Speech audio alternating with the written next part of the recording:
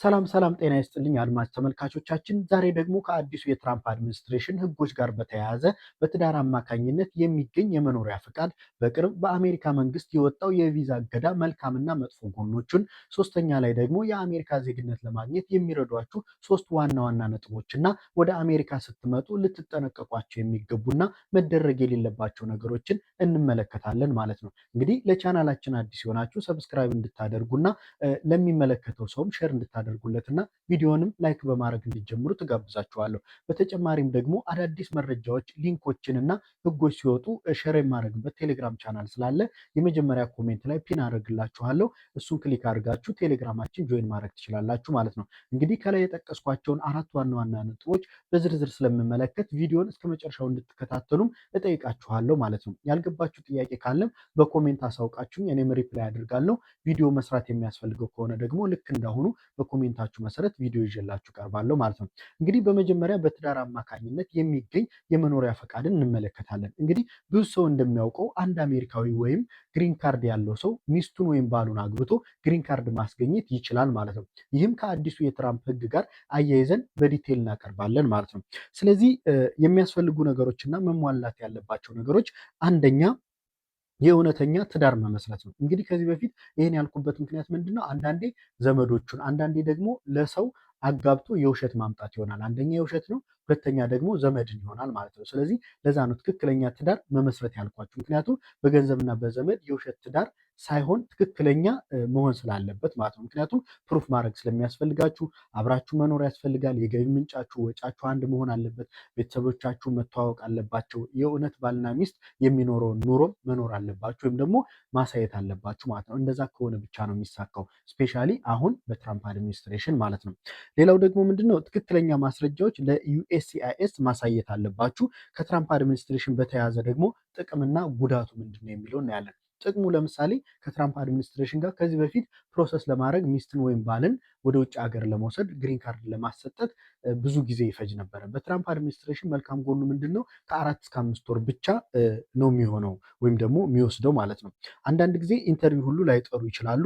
ኢንተርቪው ከጠሩ ደግሞ ሪል ትዳር መሆኑን ወዲያውኑ ካረጋገጡ በአጭር ጊዜ ይፈቀድላቸዋል ማለት ነው። ስለዚህ ከቪዛ እገዳው ጋር መልካም አጋጣሚ ወይም መልካም ጎን ተደርጎ ሊወሰድ የሚችለው ትክክለኛ ባልና ሚስት ከሆናችሁ በአጭር ጊዜ ውስጥ ይሄ ሊሰጣችሁ ይችላል ማለት ነው። እንደገና በመጥፎ ጎኑ ስናየው ደግሞ አንዳንዶቹ ፎርሙን ሲሞሉ በደንብ ባለመሙላትና ሚስ ሪፕሬዘንቴሽን ከተገኘባቸው ግሪን ካርድ አለመሰጠት ብቻ ሳይሆን የክስ ወረቀትም ይደርሳቸዋል ማለት ነው። ስለዚህ ክሱን ተከራክራችሁ ብታሸንፉ እንኳን ይሄ መጥፎ ይሆናል። ቅድም እንደነገርኳችሁ መጥፎ ነገሮች ሊያጋጥማችሁ ስለሚችል ማለት ነው። ስለዚህ ይህን መጠንቀቅ አለባችሁ ማለት ነው። በተጨማሪም እንደ ማጭበርበር ተቆጥሮ ዲፖርት ልትደረጉ ወይም ደግሞ ማሬጅ ፍራውድ ፈጽመሃል ተብሎ በፍርድ ቤት ተከራክሮ ቢያሸንፍም ወደፊት መጥፎ ኢምፕሊኬሽን ሊያመጣባችሁ ይችላል ማለት ነው። ስለዚህ ከዚህ መጠንቀቅ አለባችሁ እና በትራምፕ የሚወጡ አዳዲስ ህጎችም አድቫንቴጃቸውና መጥፎ ጎናቸው ይሄን ይመስላል ማለት ነው። በተጨማሪ ምንድነው ትዳር ግሪን ካርድ ለማግኘት የምትጀምሩ ሰዎች በደንብ የተሟላና እውነተኛ ማስረጃ ከሌላችሁ ባትጀምሩ ይመረጣል። ምክንያቱም ይሄ ማሬጅ ፍራውድ የተባለው ወይም ደግሞ ማጭበርበሩ እንዳይገኝባችሁ ማለት። ትክክለኛ ዶክመንት ካላችሁ፣ ትክክለኛ ባልና ሚስት ከሆናችሁ ደግሞ መጀመሩ የተሻለ ይሆናል። ቶሎ ወደ ውጭ እንድትሄዱ ወይም ደግሞ ቪዛ ፕሮሰስ እንዲያልቅላችሁ ያደርግላችኋል ማለት ነው። ሌላው ደግሞ በቅርቡ በአሜሪካ መንግስት የወጣው የቪዛ እገዳ በተመለከተ ደግሞ ከጃንዋሪ 21 2026 በኋላ ማለት ነው የተደረጉ እገዳዎች ዙሪያ 5 ዋና ዋና ጉዳዮችን ይዤላችሁ ቀርባለሁ። ለምሳሌ አንደኛ፣ ይህ የቪዛ እገዳ በኢሚግሬሽን ቪዛ ብቻ የተደረገ ነው ወይም ደግሞ ስደተኝነትን በተመለከተ ብቻ የተጣለ እገዳ ነው ማለት ነው። ይህም ማለት ደግሞ ምንድን ነው? አንድ አሜሪካዊ ለእናቱ፣ ለአባቱ፣ ለሚስቱ፣ ለወንድሙ፣ ለእህቶቹ ወይም ለልጆቹ የሚያደርገው የቪዛ ማመልከቻ ብቻ ነው ማለት ነው። በትምህርት ሊሆን ይችላል፣ በስብሰባ ሊሆን ይችላል፣ አርቲስቶች፣ የተለያዩ ጉብኝት ቪዛዎችን አይጨምርም። ክልከላው እነዚህ ነገሮችን አይጨምርም ማለት ነው። ሁለተኛ ደግሞ ይህ ቪዛ እገዳ ለተወሰነ ጊዜ ብቻ ነው ወይም ደግሞ ፐርማነንት አይደለም፣ ቴምፖራሪ ነው ማለት ነው። ይህ የሆነበት ምክንያት አንዳንድ ሰዎች በግሪን ካርድ ወደ አሜሪካ ይመጡና ችግር እየፈጠሩ ነው ማለት ወይም ደግሞ በማለት ችግሩን ለመቀነስ በማሰብ እንጂ ፐርማነንት እገዳ አለመሆኑም ተነግሯል፣ ይታወቃል ማለት ነው። ልክ እንደ ዲቪ ማለት ነው። ዲቪም ሲታገድ ዲቪ 2027 ሙሉ ለሙሉ አይደለም የታገደው፣ የተወሰነ ጊዜ ይጀምራል በሚል ነው ለጊዜያዊ ነው የታገደውና ልክ እንደዛ እንደማለት ነው። ሶስተኛ፣ ከአሜሪካ ሀገር ውጭ ያሉ የቪዛ አመልካቾች ብቻ የሚመለከተው። አሜሪካ ሆናችሁ እዛው የምታመለክቱ ሰዎች አፕላይ አድርጋችሁ ፕሮሰስ ማድረግ ትችላላችሁ። ስለዚህ ከአሜሪካ ውጭ ሆነው ይህን ቪዛ ፕሮሰስ ኢሚግራንት ቪዛ ወይም የስደተኛ ቪዛ የሚያመለክቱ ሰዎችን ብቻ ነው የሚመለከተው እና እዛው አሜሪካ ያላችሁን አይመለከትም ማለት ነው። አራተኛው ደግሞ ምንድን ነው? ከዚህ በፊት የኢሚግሬሽን ቪዛ የተሰጣቸውን አይመለከትም። ይህ ማለት ኢትዮጵያ ያሉ ወይም እዚሁ አሜሪካ ሆነው ቪዛ የተሰጣቸውን አይመለከትም ማለት ነው። እንግዲህ ለምሳሌ ኢትዮጵያ ውስጥ ሆኖ ኢሚግራንት ቪዛ ከመከልከሉ በፊት ቪዛ የተሰጠው ሰው አይመለከተውም ማለት ነው። ያ ማለት እንደሚታወቀው አንድ ሰው ቪዛ ከተሰጠው በኋላ በ6 ወራት ውስጥ ወደ አሜሪካ መሄድ አለበት እና ከዚህ በፊት ወይም ከጃንዋሪ 21 2026 በፊት ቪዛ የተሰጣችሁ ሰዎች ምን ማድረግ አለባችሁ? በ6 ወር ውስጥ ወደ አሜሪካ መሄድ አለባችሁ። እናንተንም አይመለከትም ማለት ነው። አምስተኛው ደግሞ ምንድን ነው? ከሁሉም በላይ በደንብ ልታውቁት የሚገባው ደግሞ የቪዛ ሂደቱ አልቆመም። ስለዚህ ለሚስት ለባል ልጆች አሁንም ድረስ ፕሮሰሱ ስላልቆመ እንዳታቋርጡ። ምክንያቱም 2 ዓመትና 3 ዓመት ስለሚፈጅ ከአሁኑ መጀመሩ የተሻለ ነው እና አልተቋረጠም። ቪዛ ፕሮሰስ ማድረግ አለባችሁ። መሰጠቱ ነው የቆመው። ያ ደግሞ የሆነ ጊዜ ላይ ለጊዜያዊ ስለታገደ ቅድም እንደነገርኳችሁ ይፈቀዳልና ፕሮሰሱን ማቆም ተስፋ መቁረጥ የለባችሁም ማለት ነው። በቀጣይ ደግሞ የአሜሪካ ዜግነት ለማግኘት የሚረዷችሁ 3 ዋና ዋና ነጥቦችን እነግራችኋለሁ፣ እንዴት ዜግነት እንደምታገኙ ማለት ነው። አንደኛ፣ አንድ ሰው ዜጋ ለመሆን 5 ዓመት የመኖሪያ ፈቃድ ሊኖረው ይገባል። የመኖሪያ ፈቃድ ያገኛችሁበት መንገድ ወሳኝነት አለው። ለምሳሌ አሳይለም ወይስ በትዳር ወይስ በትምህርት የሚለው ለሚመጣው ጥያቄ ለመዘጋጀት ይጠቅማችኋል ማለት ነው። እንግዲህ እናንተ ኢንተርቪው ስትደረጉ ከዚህ በፊት የሰራሁት ቪዲዮ አለ። ኢንተርቪው ስትደረጉ ምን ምን እንደምታጠኑና ምን ብትጠየቁ ምን ይዛችሁ መሄድ እንዳለባችሁ እንዴት አፕላይ እንደምታደርጉ ቪዲዮ ሰርችላችኋለሁ። ሂዳችሁ ማየት ትችላላችሁ ማለት ነው። ስለዚህ አሳይለም ከሆነ በትዳር ከሆነ በትምህርት ከሆነ ለሚመጣባችሁ ጥያቄ መልስ ለመስጠት በእነዚህ ዙሪያ ተዘጋጅታችሁ መሄድ ይጠበቅባችኋል ማለት ነው። ሌላው ደግሞ አንዳንድ የህግ ጥሰቶች ካሉ ደግሞ ጥያቄው ላይ ይመጣሉ እና ጥንቃቄ ማድረግ አለባችሁ። ለምሳሌ ዜግነት ካመለከታችሁ በኋላ የምታነቡትና ለጥያቄ የምትዘጋጁበት መንገድ አለ። ከዚህ ጋር ግን የምነግራችሁ ነገር ምንድነው? ለምሳሌ የተወሰነ ጥፋት ካለባችሁ የተወሰነ ችግር ካለባችሁ እነሱ ስለሚያውቁት እናንተ መዋሸት የለባችሁም። ከዋሻችሁ አስቸጋሪ ስለሚያደርግባችሁ ማለት ነው።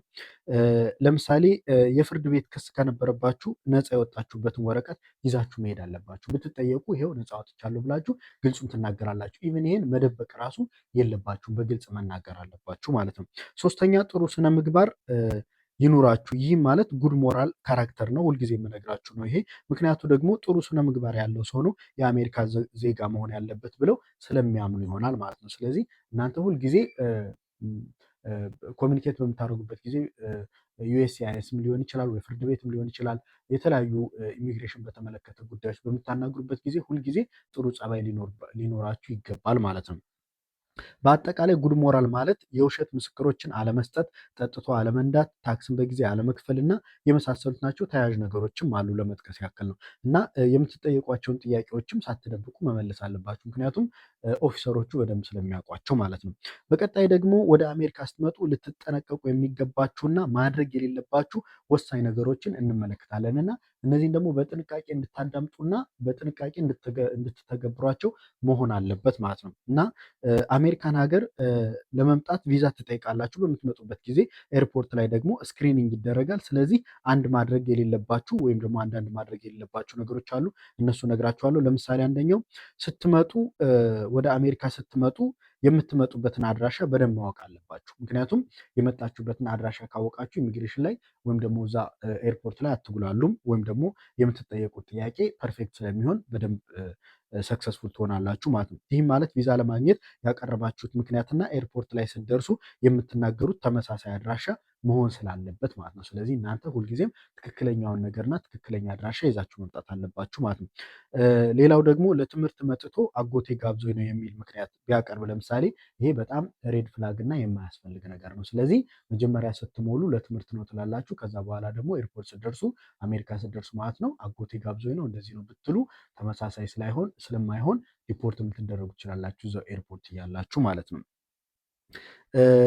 ሁለተኛ ላይ ያስቀምጥኩላችሁ ደግሞ እዚህ አሜሪካን ሀገር ስትመጡ ፋይናንሻሊ እንዴት እንደምትኖሩ ማወቅ አለባችሁ። ምክንያቱም እናንተ ከሌላ ሀገር መታችሁ በርደን ወይም አሜሪካ መታችሁ ችግር ወይም ለአሜሪካ ወይ ለሀገሪቱ ችግር መሆን ስለሌለባችሁ እነዚህ ነገሮችም አስባችሁ መምጣት አለባችሁ ማለት ነው። እንግዲህ በተጨማሪ ደግሞ ለምሳሌ አንድ ሰው ለጉብኝት አሜሪካ ሲመጣ ማሬጅ ሰርቲፊኬት፣ በርዝ ሰርቲፊኬት፣ ሲቪ እና ወርክ ኤክስፒሪያንስ ይዞ መምጣት የለበትም። ይሄ ምንድነው?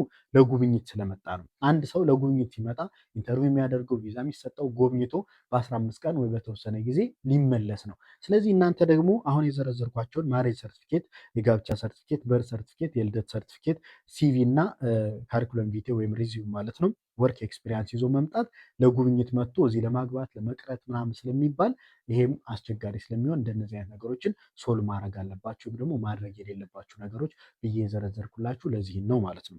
ሌላው በመጨረሻ የምነግራችሁ ግሪን ካርድ ያላችሁ ሰዎች ወይም ወደ አሜሪካ በቪዚተር ለመምጣት የምትፈልጉ ሰዎች እና በተጨማሪ ዜግነት ማመልከት የምትፈልጉ ሰዎች በሶሻል ሚዲያችሁ ምን እንዳደረጋችሁ ወይም ምን ማድረግ እንዳለባችሁ እነግራችኋለሁ። ምክንያቱም ሶሻል ሚዲያ ሪፈር ማድረግ ስለተጀመረ ማለት ነው። ስለዚህ ሶሻል ሚዲያችሁ ኢሚግሬሽን ኦፊሰሮች የማየት መብት ስላላቸው ስለዚህ በሶሻል ሚዲያ ላይ ምንም የሆነ ጸረ አሜሪካ የሆኑ ነገሮች ካገኙ ትልቅ ተጽዕኖ ስለሚኖር እዚህ ላይ መጠንቀቅ አለባቸው። ሶሻል ሚዲያ የሚባሉት እንግዲህ የምታውቋቸው ናቸው። ዋትሳፓችሁ ሊሆን ይችላል፣ ፌስቡክ ሊሆን ይችላል፣ ኢንስታግራም ሊሆን ይችላል፣ ቲክቶክ ሊሆን ይችላል፣ ቴሌግራማችሁ ሊሆን ይችላል። እነዚህ ነገሮች በሙሉ መጠንቀቅ አለባችሁ ማለት ነው። ለምሳሌ አሜሪካ ለመምጣት ሚስት የለኝም ብሎ ሶሻል ሚዲያው ቸክ ሲደረግ ግን የሚስቱ የልጆቹ ፎቶ ከተገኘ ልዩነቱ መጥፎ ነገር ሊፈጥር ይችላል ማለት ነው። ስለዚህ እነዚህን መጥፎ ነገር ሊፈጥሩ የሚችሉ የዘረዘርኳቸውን ነገሮች በመረዳት እናንተ ማስተካከል ትችላላችሁ ማለት ነው። እንግዲህ እንደተለመደው ያልገባችሁ ጥያቄ ካለ በኮሜንት እንድታሳውቁኝና እኔም በኮሜንት ሪፕላይ አደርግላችኋለሁ። ቪዲዮ መስራት ካስፈለገ ደግሞ ቪዲዮ ሰርቼ አፕሎድ አደርግላችኋለሁ ማለት ነው። ይህም እንዲደርሳችሁ እንግዲህ ሰብስክራይብ አድርጋችሁ መጠበቅ አለባችሁ። እንደገና የደወል ምልክት ደግሞ ብትጫኑ ቪዲዮ በምለቅበት ጊዜ ኖቲፋይ ያደርጋችሁ እና ቀጥታ ገብታችሁ ታያላችሁ። ከዚህ በተጨማሪ ደግሞ አንዳንድ ህጎችን፣ አንዳንድ ፋይሎችን እና መረጃዎችን ቪዲዮ ከመስራቴ በፊት የምለቅበት ቴሌግራም ቻናል ስላለኝ የመጀመሪያ ኮሜንት ላይ ሊንኩን ፒን አደርግላችኋለሁ። ክሊክ በማድረግ ቴሌግራማችን ጆይን አድርጋችሁ መረጃዎችን ማግኘት ትችላላችሁ ማለት ነው። እስከ መጨረሻው ስላዳመጣችሁ አመሰግናለሁ። መልካም ጊዜ፣ መልካም ቆይታ።